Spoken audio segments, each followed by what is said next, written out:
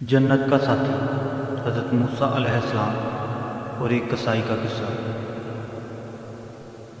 ایک مرتبہ حضرت موسیٰ علیہ السلام نے حق تعالیٰ سے پوچھا، اے باری تعالیٰ، میرا جنت کا ساتھی کون ہے؟ ارشاد ہوا کہ فلاں کسائی۔ پھر کسائی کا پتہ بھی بتلا دیا گیا۔ حضرت موسیٰ علیہ السلام حیران ہوئے، پھر اس کسائی کو دیکھنے ملاقات کرنے چلے گئے۔ کسائی بازار میں بیٹھا گوشت بیچ رہا تھا۔ شام ڈلی تو اس نے دکان بند کر دی اور گوشت کا ٹکڑا تھیلے میں ڈال کر اپنے گھر کی طرف چل دیا۔ حضرت موسیٰ علیہ السلام نے اس کے ساتھ جانے کی اجازت دی اور اس کے ساتھ چل دیا۔ وہ حضرت موسیٰ علیہ السلام کو نہیں پہچانتا تھا۔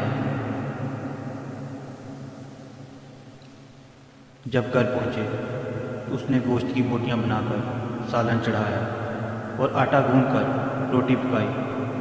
جب کھانا تیار ہو گیا تو گھر میں موجود ایک بڑھیا کو اٹھا کر کندھے کا سہارا دیا اور لقمے بنا بنا کر اسے کھلائے۔ پھر اس کا منہ صاف کیا اور دوبارہ لٹا دیا۔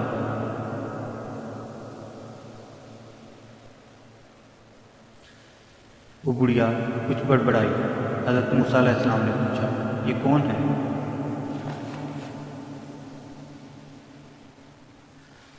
کسائی نے جواب دیا کہ یہ میری ماں ہے۔